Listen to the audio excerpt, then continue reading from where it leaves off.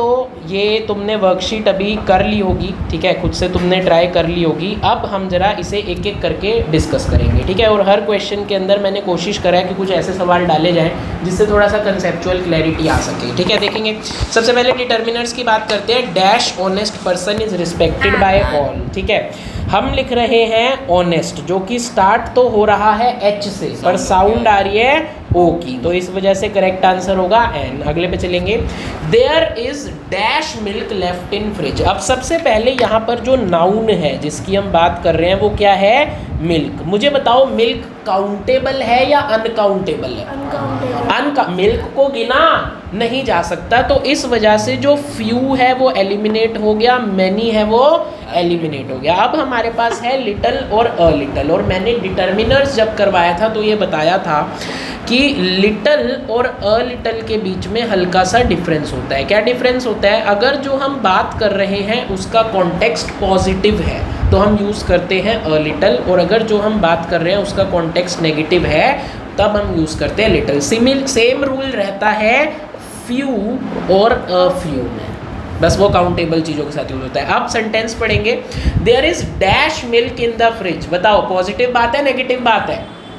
कम दूध रह गया है तो कम नेगेटिव बात है, तो क्या होगा सही आंसर?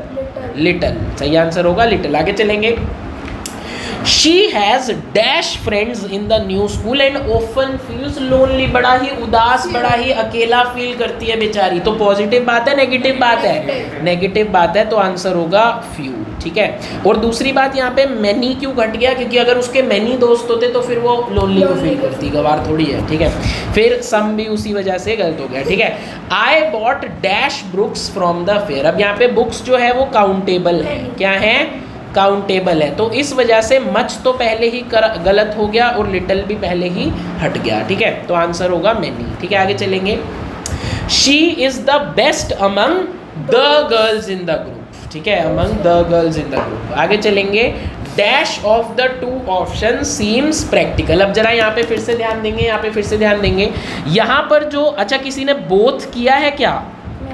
गलत है। क्यों? देखो, जब मैंने तुम्हें सब्जेक्ट वर्ब अग्रीमेंट पढ़ाया था तो मैंने तुम्हें बोला था अगर ऑल या फिर बोथ आता है तो हम सब्जेक्ट को प्लूरल मानते हैं, और अगर सब्जेक्ट को प्लूरल माना तो यहाँ पर सीम्स नहीं आएगा, क्या आएगा? सीम आएगा। समझ आ रही है बात? ठीक है, लेकिन यहाँ पर सीम्स है तो इस वजह से हम चूज करेंगे नाइदर। क्या चूज करेंगे? सही किया था, ठीक है। Neither of the two option seems practical. चलेंगे आगे चलेंगे। अब हम टेंसेस की बात करते हैं जल्दी से। The train dash at 6 PM, so we should leave now. बताओ। ना ना ना ना ना ना ना leaves, very good, ठीक है, कि ट्रेन 6 बजे जाती है, ट्रेन 6 बजे जाती है, तो अभी हमारे को चले जाना चाहिए, ठीक है। By the time we reached the stadium, the match had started, very good, जब तक हम पहुंचे ऑलरेडी स्टार्ट हो चुका था। I dash for my keys since morning। देखो यहाँ पे तुम्हें नोट करना है कि है since morning, टाइम पीरियड दे रखा है, तो आंसर होगा have been, very good, have been looking, ठीक है।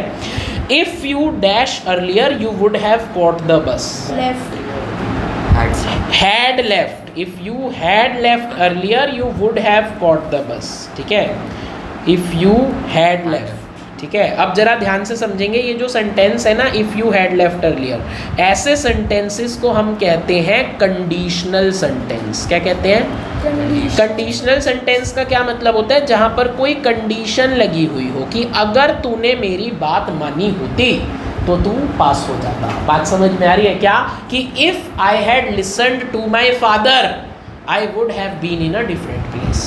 बात समझ आ रही है? तो ये जैसे है ना, if you had left earlier, कि अगर तुम पहले निकल गए होते। आगे देखेंगे। He dash to the gym every day. अब देखो यहाँ पर आ रहा है एवरी डे, यानी कि कोई हैबिचुअल एक्शन है, तो इस वजह से होगा गोज। आगे देखेंगे। Listen, the baby is crying, very good, the baby is crying. अब हम अगले पे चलेंगे, सब्जेक्ट वर्ब अग्रीमेंट। देखो सबसे पहले हमारे पास measles dash spreading in the area. देखो मीजल्स दिखने में प्लूरल लग सकता है पर ये एक बीमारी का नाम है जो कि क्या है? सिंगुलर। बात समझ में आई? तो क्या होगा answer? Measles is, very good. अच्छा, इसी तरीके से mathematics dash my favourite subject is, even though ऐसा लगता है मैथमेटिक्स प्लूरल होगा पर है नहीं, ठीक है। तो मीजल्स इज, ठीक है। आगे चलेंगे अगला, द क्वालिटी ऑफ एप्पल्स। अच्छा यहाँ पर फिर से कुछ लोग कंफ्यूज हो सकते हैं कि एप्पल्स सब्जेक्ट नहीं है, क्वालिटी ऑफ एप्पल्स है। देखो अगर एप्पल्स, जैसे अगर मैं बोलूँ द एप्पल्स डैश टेस्टी, तो क्या होगा, आर टेस्टी, ठीक है। लेकिन यहाँ पर क्या है, क्वालिटी ऑफ एप्पल्स, तो क्वालिटी ऑफ एप्पल्स को हम सिंगुलर लेंगे, इस वजह से आंसर क्या होगा, हैज। क्या होगा आंसर, है। सही किया था आपने।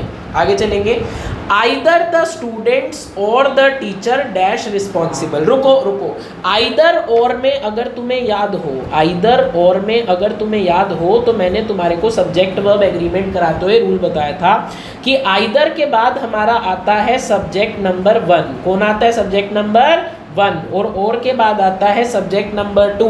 और आइदर और में हम किसको ज्यादा इंपॉर्टेंस देते हैं, सब्जेक्ट नंबर 2 को, यानी कि the subject which is closer to the verb, ठीक है। तो यहाँ पर देखेंगे either the student, students plural है पर स्टूडेंट्स की कोई वैल्यू नहीं है, सिर्फ हमारे को किस पे ध्यान देना है, टीचर पे, टीचर सिंगुलर है, तो क्या होगा आंसर, इज। Very good. आगे चलेंगे, अगला देखेंगे, हम लोगों ने जब सब्जेक्ट वर्ब एग्रीमेंट किया था मैंने तुम्हें एक स्पेसिफिक रूल बताया था कलेक्टिव नाउन के बारे में, ठीक है। तो यहाँ पर अब बुके ऑफ रोजेस, यहाँ पर सब्जेक्ट रोजेस नहीं है, गुच्छा, बुके ऑफ रोजेस है, तो वो क्या होगा, सिंगुलर होगा, ठीक है। तो बुके ऑफ रोजेस हमारा कलेक्टिव नाउन है, इज, ठीक है। आगे चलेंगे, फिर जब हमने सब्जेक्ट वर्ब एग्रीमेंट किया था, फिर से मैंने नोट्स में लिखवाया था कि चाहे कितना भी बड़ा डिस्टेंस हो, कितना भी बड़ा अमाउंट ऑफ मनी हो, कितनी भी बड़ी एज हो, इन सबको हमेशा क्या मानते हैं, सिंगुलर मानते हैं। तो यहाँ पर 10 kilometres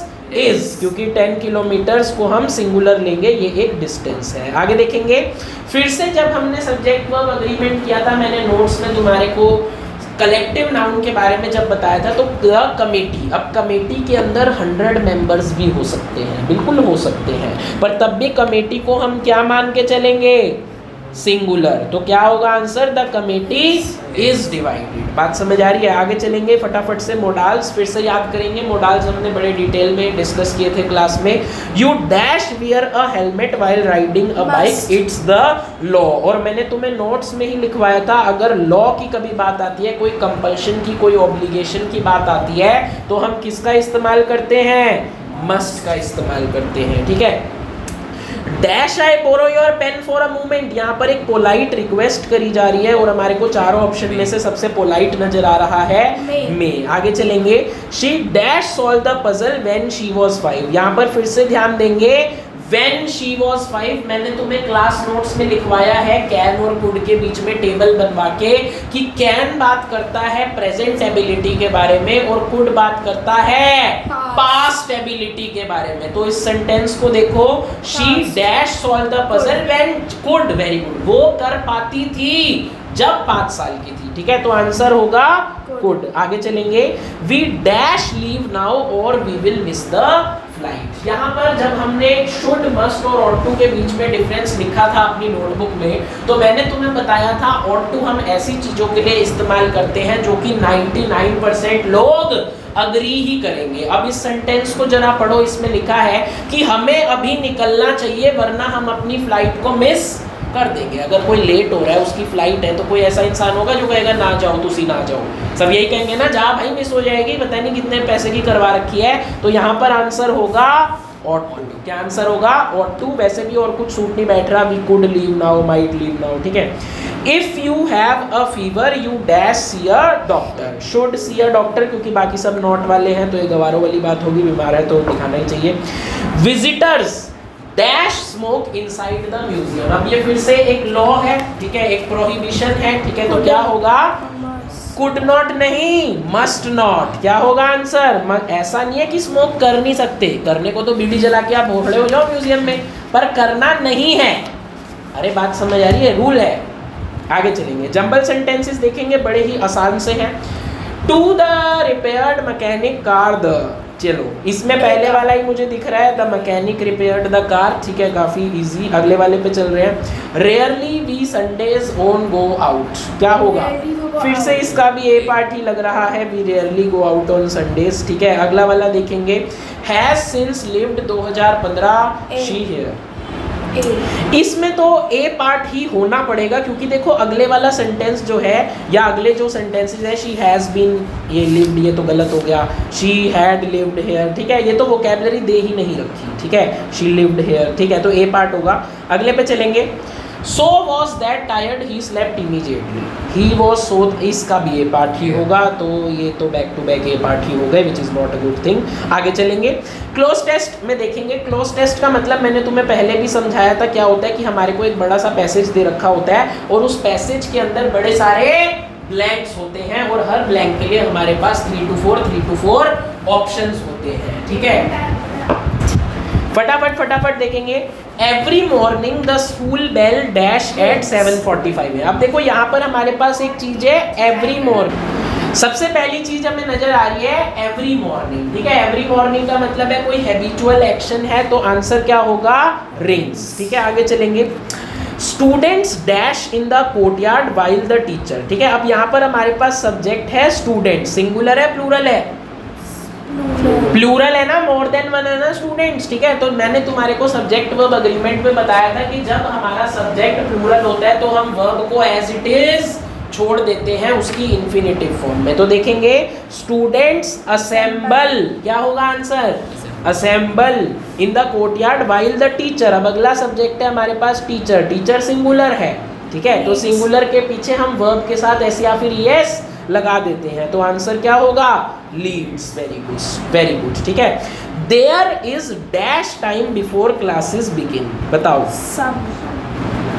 some time, very good, there is some time before classes begin, so we revise our notes, so we can revise our notes, ठीक है। सो वी कैन, मस्ट नहीं, देखो ऑब्लिगेशन थोड़ी है, कुछ टाइम है, उससे पहले आपके पास मौका है कि हाँ क्लास शुरू होने से पहले हम पिछले अपने नोट्स रिवाइज कर लें, ठीक है।